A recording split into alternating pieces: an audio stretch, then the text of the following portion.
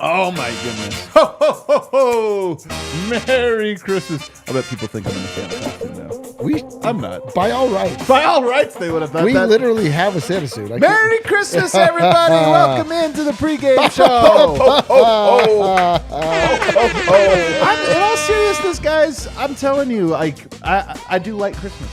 I'm pro-Christmas. Are you? Yeah, this is a wildly controversial opinion. Yeah, I go out on a limb sometimes.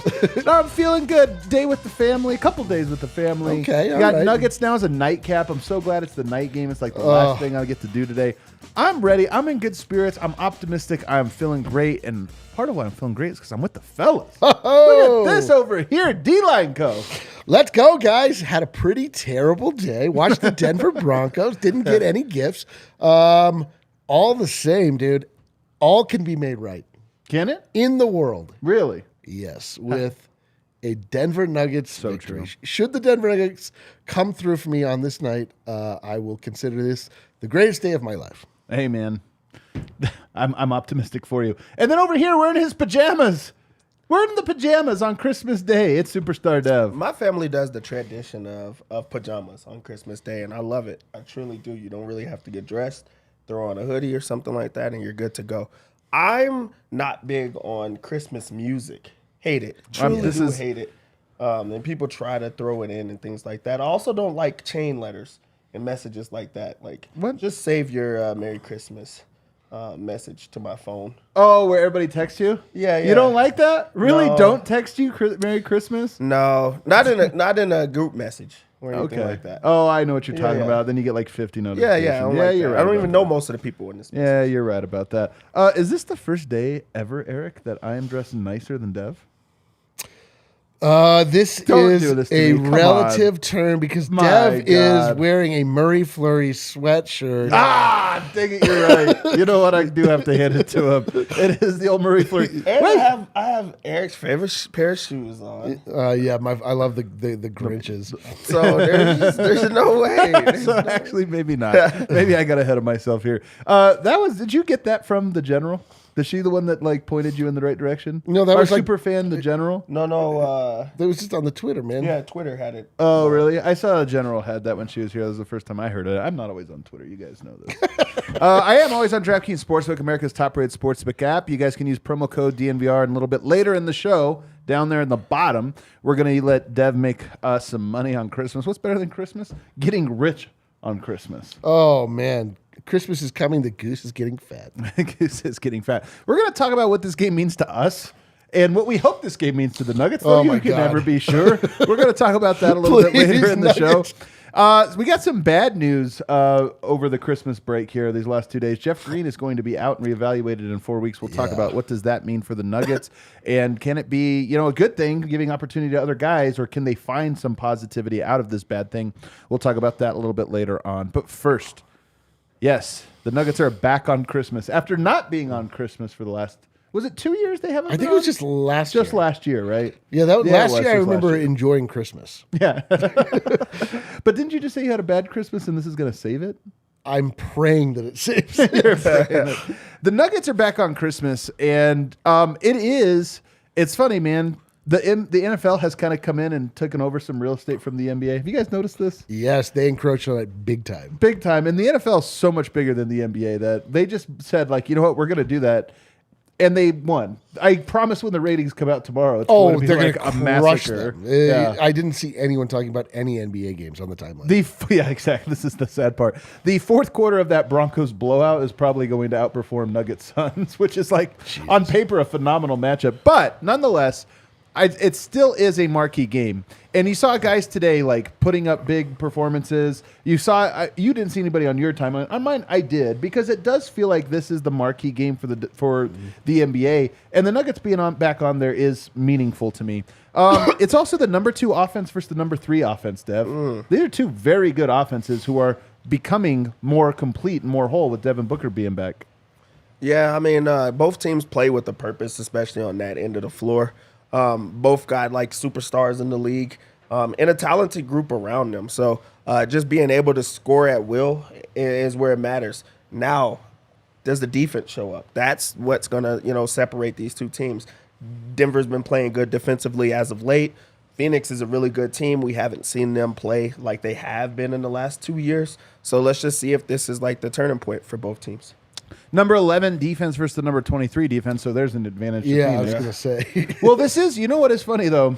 The Nuggets have been around this number 2, number 3, right behind Phoenix all year offensively. They've been climbing. They win tonight. Odds are they're going to pass them in the offensive standings, which would be great. They could even end up number 1, with a really big performance tonight, which to me is like a symbolic moment, even though it'll probably go back and forth throughout the year. Sure. There is something to Denver if they can climb to that point, and why not? The Suns are really good on the offensive boards, but they're weak on the defensive boards. We've talked about this, Eric. Denver used to be great offensively on the boards. They're worried about transition buckets.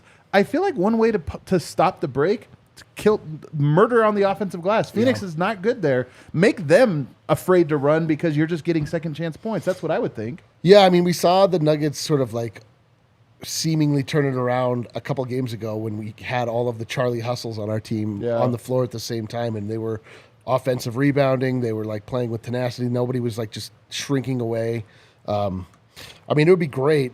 It'd be great to see the Nuggets just sort of exert their dominance in all facets. I'd love to see them just like out hustle. Like, I really want the Nuggets to just come out, and this is just for so many personal reasons. I know. We're going to get to that. To just try so hard. Yeah. And like just show up for this game. They just please show up to this game. Michael Malone a little grouchy in his pregame commentary, which I always hate. I always hate when that, because it almost feels like, what does he know that I don't? Although I will say, Nuggets, if you get into this, which I don't necessarily, but the fits, a lot of guys in suits.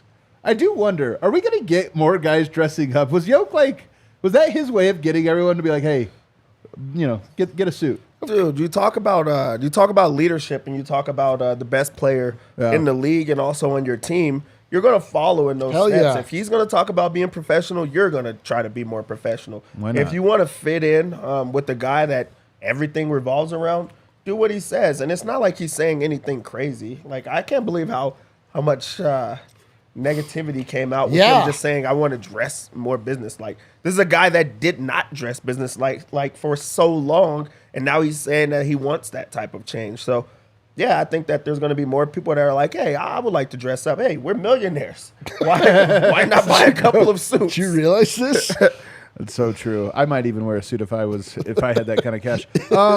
Michael Malone was asked. You definitely own a suit, by the way. Me? Yeah. I do not. Really? You don't think I own a suit? You're I will say sub-suit. this. I own a suit. I own a suit that I wore 10 years ago. Haven't tried it on since then. No chance it fits. Oh, okay. No chance it fits. Fair enough. I was 29 back then. Have you even been to a wedding or anything in between now and then?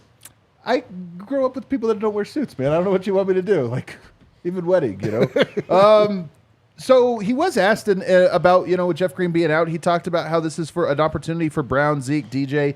Said there's opportunities to mix and match lineups. We'll get to that a little bit later on. He was asked about the standings and, if he looks around and it looks like everyone's beatable. And he said, to be honest, I don't think you can make sense of anything in the standings right now. Last year, Boston was below 500. You look around the league, it seems like everybody has the same record. So everybody is doing the standings watch right now. But I think with Malone, rightfully, he is saying, guys, ask me 2-3 months from now. Like right now, this is especially true of both conferences, but especially true of the West, where if you told me that the current 6 seed was finishes the number 1 seed, it's possible. And that's not usually the case this deep into the season. Usually you could kind of tell, but right now, man, there's just no separation from the top teams in the West. It's kind of wild. So Denver feel good about being number 1, but the moment you lose, you're going to drop to like 3. Want Zeke to impact the games in some way. He just says he wants to feel Zeke's energy. It's not about stats with him, tipping the ball out, getting stops, switching onto guards to break the other team's offensive game plan, stuff like that. It's not necessarily like he wants him to get 12 and 6 or something like that. Right. He was asked about his Christmas gift. He got 8 boxes of pickleballs. 8 boxes of pickleballs. And then said that he's willing to sell them, which I think is really weird. Can you imagine if I bought you a gift, Eric, and you're like, yeah, Adam got me 8 boxes of pickleballs, which I will sell if anybody wants them. Well, I'm slowly unpacking why he's grumpy. He, too, had a disappointing Christmas. He didn't get anything he wanted. He got 8 boxes. And first off, I don't even think pickleballs go bad. They're wiffle balls. Go bad? What do you mean go Like bad? a tennis ball loses its bounce. Yeah. It goes bad. Yeah. You need to replace it. Oh, so you only need one pickleball. I don't think Maybe anybody two. he would ever go through this amount of pickleballs his entire life. That is an excess number of pickleballs. You're right. No one in Michael Malone family knows anything about him. I would be grumpy too. I am grumpy. That's funny. I love the idea of Malone's in a bad mood because he didn't get what he wanted for Christmas. He's just stewing over there. Pickleball, man. Pickleball. You ever played pickleball, Dev? I hate pickleball. Pickleball made me change my membership. I used to be a lifetime member, and then they took out the basketball court.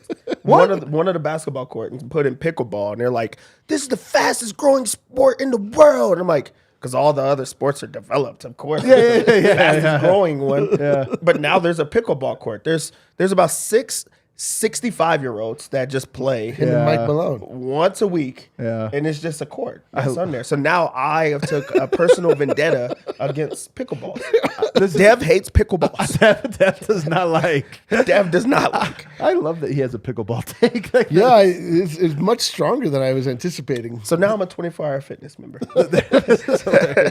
This was such a small detail in my notes here, and I didn't think it would warrant this much conversation. He says that Michael Porter Jr. still on a minutes restriction. Zeke Najee's fine. Finger popped out, popped it back in, said no lingering effects, although I bet that's a lie. And then he says, and I don't know if he believes this, but this leads us to our next segment.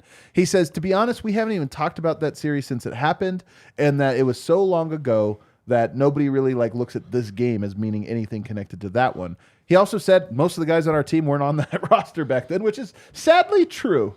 Very, very true. Yeah, but the big ones were. The big ones were. And it was also just like a defining moment for the Nuggets, you know? Like, I feel like that was the series that separated them from winning a championship. So there's no way you just look over it and not think back on it. We've seen how pissed off he was for the Kings for so long. Like, granted, he was there for a while, but that was like a defining moment. I feel like in his career and, the other players' careers, there's no way and a lot of their players are still there. Their core is still there of 8 and Devin Booker and Chris Paul. So he's a liar. Yeah. He's a complete liar, dude. But that's what you do. You downplay. You're like, I don't know, whatever. And then if they win, they're gonna be like, man, we wanted this one. We've been stewing over for years. This is why I say it leads us into our next topic because this is, whether he wants to admit it or not, it's just a game.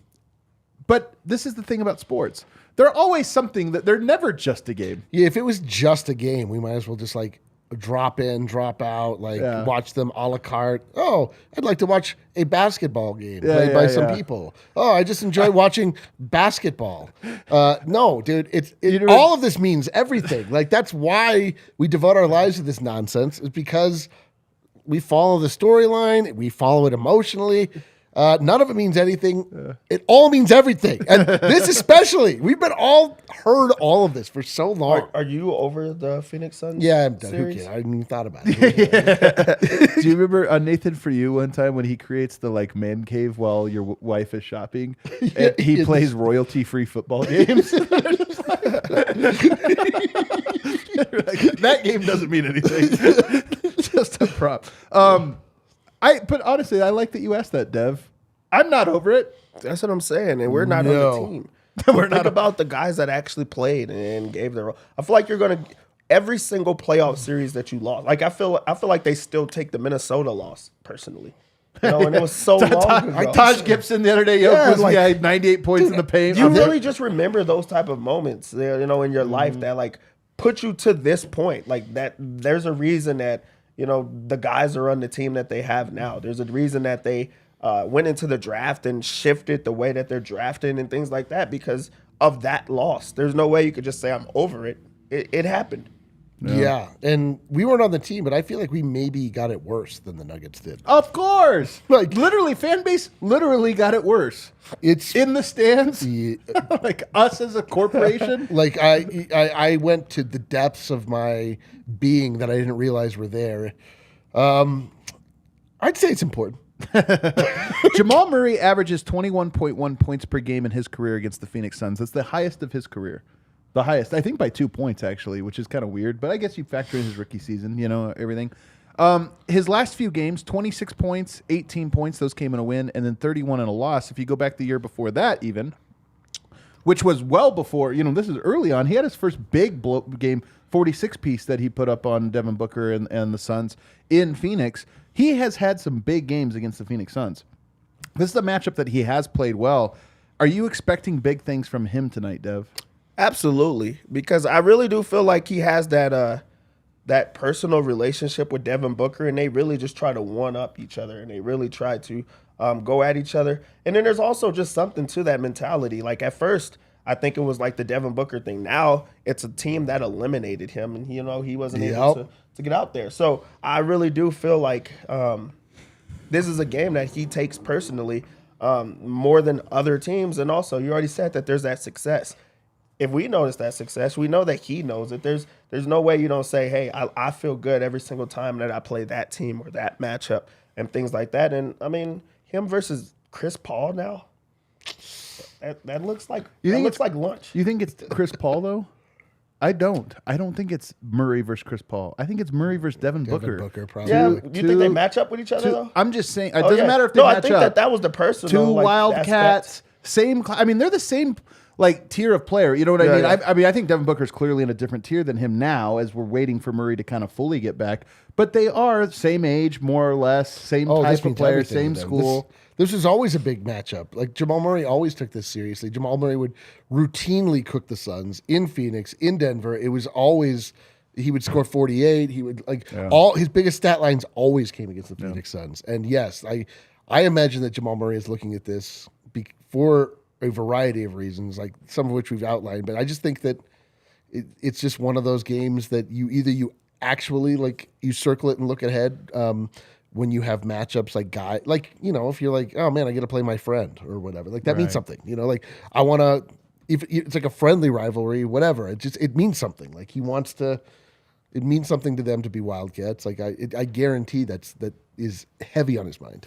When a player's coming back from injury like Jamal, I do think there are real tangible, slow burn things that have to happen for him to come back. You get strength, you get this or that. But I also feel these things happen in leaps and starts.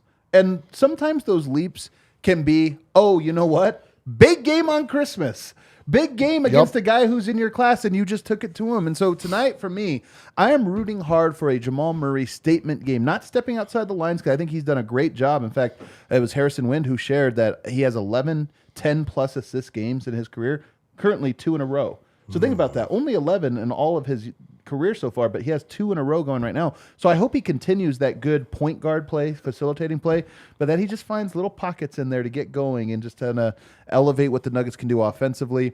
And I think when we talked about earlier DeAndre Ayton being a good matchup for Jokic, part of what makes Jokic unguardable is if you can guard him one-on-one for whatever reason, just go to that two-man game, and now you have to step out and guard a guard and do all these other things. So I hope we get to see a little bit of that tonight. And then lastly, every game for the Nuggets right now feels like a statement game. It's true. Doesn't it? It's true. Last week we were down bad. They had 2 statement games in a row. Yep.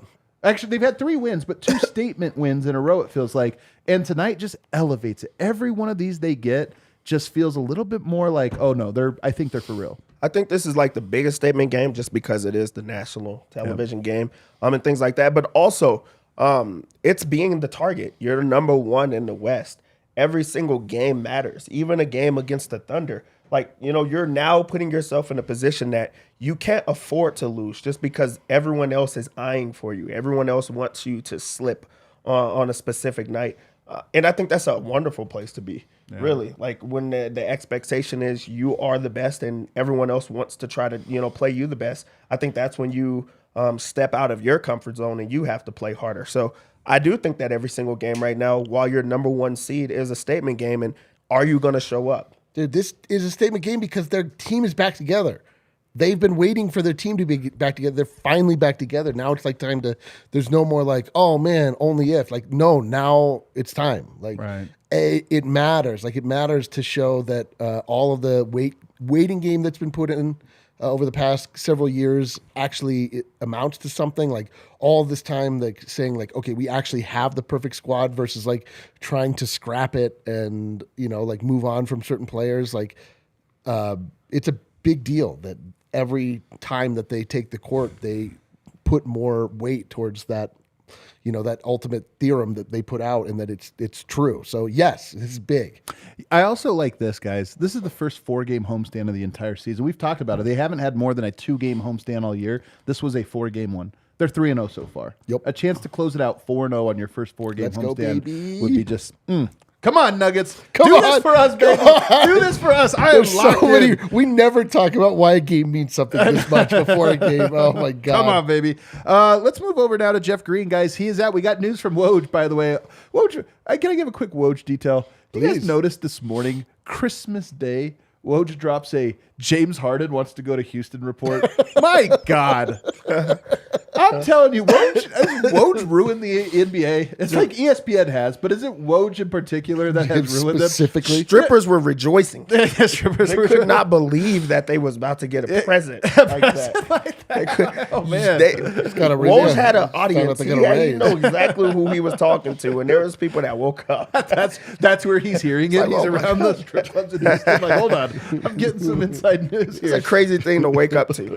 No, but here's what's dumb about it is like the NBA, these games are supposed to be marquee, and the top story from your top guy as soon as you wake up in the morning is a player on a winning team, like a contending team, wanting out. It's just like, what are we doing, man? This is so dumb. The league is so dumb. But that's neither here nor there. We also yesterday got a Woj bomb that Jeff Green broke his hand. that one I like that one even less. I like that one less as well. Man, he's been playing well. Dude, that's a bummer. he really had. He really has been putting exclamation points on various times during these games, which are mean something. That's like there's an emotional swing to this game that can't be overlooked. And like when you get dunked on the way that the Duncan Uncle has been dunking on fools, like it helps. Like it puts the other team back on their heels even more so. So it's a bummer, man. That one caught me by surprise, especially for them to be like out for 4 weeks. I didn't expect it to be like a really First big, of all, not out for 4 weeks. Reevaluated in 4 weeks. Yeah. That might, to me, that actually means he's out for 5 or 6 weeks. Yeah, I was really shocked by that one. I didn't know he even was like out. Yeah, I was like, oh yeah, I remember he hurt his hand, and I was like, no, wait, that was Zeke. I didn't remember seeing him. Zeke hurt his also hand. hurt his finger. Yeah. Yeah, but I was like, I thought that in my mind, I was like, oh, that's right. But Yeah, and then it was said reevaluating for. I'm like, man, this is crazy. Like, I mean, the good thing about the Nuggets is they're so deep and there's so many players that you want to be in the rotation that was not there. I do think that in the regular season, especially right now, Jeff Green does fill a role and a void that you definitely, need. Especially just how aggressive he is attacking the basket. But they have the guys. They have the legs to be able to continue to run. So it gives them a different look. It gives them new guys that can play more minutes, and it opens up minutes for Christian Brown. It does. And Zeke Naji. And I think here's the thing. I think Jeff Green has been great. To me, he's easily in the top 9 guys. Like I think I'm higher on Jeff Green, I think, than probably the fan base on average. And I love that Malone was just starting to play him at small forward against the Memphis Grizzlies, which I think you can in this offense. You can't do that in every one, but I think in Denver's you can. And that size and athleticism to me is deadly. So I hate that we're losing it. But I got 2 silver linings for you. One, Jeff Green is 35. I know that he doesn't like to pretend that he's too old.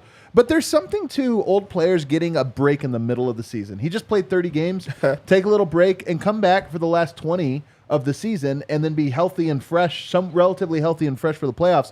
That's a brightest timeline that might become available to Denver now, given the circumstance. And 2, this is a opportunity for Zeke Naji, Christian Brown, maybe even Vlatko Čančar to just get a little bit more run. Yeah. I think for sure one of those guys, I'm not sure which one, I suspect Zeke Naji is going to be the guy. But you know what? Malone did make reference that maybe you play a little bit smaller in that second unit. Maybe you have the flexibility. This is my list. I have 3 guys that I think benefit the most from this. Number 1 is Zeke Naji. No questions asked. He's the next guy up, I think. It has been Vlatko Čančar. Could be Vlatko, right? It could be Vlatko. But I think it's going to be Zeke just based on what we've seen and heard over the last 2 games. Number 2 is Christian Brown because I do think he's also going to get opportunity. But number 3 for me is Michael Porter Jr., who I think is most deadly at power forward, but isn't always... I think it's volatile to play him against starting power forwards. Right. But when you stagger with the bench and get to play power forward, I think that is where he is really going to get an opportunity to score, rebound, and just make some big plays. So I think those are the 3 guys that benefit most. What do you think, Dev? Sorry, I was not.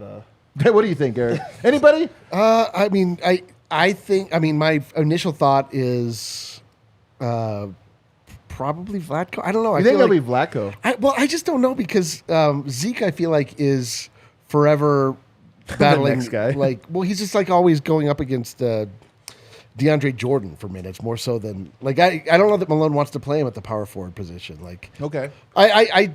So to me, it's like I think He did mention in the pregame specifically I could play Zeke and DeAndre together, but you are right that we haven't seen that. Yeah, like I think I tend to think that it's going to be Christian Brown and Vlatko that reap the benefits the most, and I think we'll probably get a lot more like creative staggering and kind of what you're talking about. Like Aaron Gordon will probably. I mean, can he benefit more from? Like, I think you tie Aaron Gordon to Yoke because guess what? That combo, it's deadly. It's like you get to experiment with every other player when you have those two together. Yeah, they have been staying together. I think it'll be I feel like he's already pushed that, saying that he wants a little bit more Zeke minutes. And this opens up a window for him to play Zeke minutes and to just be able to it's probably try to give him a few more minutes there. Also, you get to actually throw in Brown with those minutes, and then you can just see how it goes. Like now it makes it a little bit easier for you to do so. You look at the other night, Jamal Murray played 40 minutes pretty much. Like you can now just try to pinch in like smaller and smaller, and I think that he's kind of forced to be able to play guys extra minutes. So I think that it'll be Zeke is the answer I would go with. But now Brown actually benefits from that as well. Do you guys think that this costs the Nuggets a game or two, or do you feel like it could be a thing that's like, one, you don't lose anything, but you do gain developmental minutes, which is what I think. Yeah, I mean, we're talking about the bench unit, which is just always a complete liability anyway. Right. We're talking, and it's totally developmental. I mean, like even on its best nights, the bench unit is just basically staying even. I mean, I don't know how much benefit. I mean, it's just going to always be dicey with that bench. To me, it's going to be like somebody who's going to be actually able to develop a little bit from this is Michael Malone. Like he's going to have to be a lot more creative with his rotations and try to figure out, it's because we know he likes having like a locked in rotation, a locked in timestamp for when people are supposed to come in, and having a stalwart leave your plan forces you to come up with a new one. So Bismack Biyombo, the backup center tonight, by the way, he's only 6'9", really long wingspan, and he's a great rebounder. So it might be a DeAndre night. I don't know. We'll see. It's kind of hard to say. All right, guys, let's get to the part where we put our money where our mouth is. Dev, what are we betting on tonight? Well, there's people that were asking if we were going to get to the betting portion because they're looking at the time and they think that we don't have much. We got 4:33, man. We have a lot of time because John Moran is not that good out west. But I don't know if DraftKings cares about that.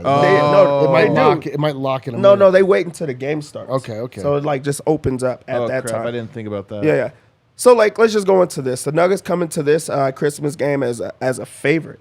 They're the number one team out west, and that has some perks to it. You get to go into a home game just feeling good.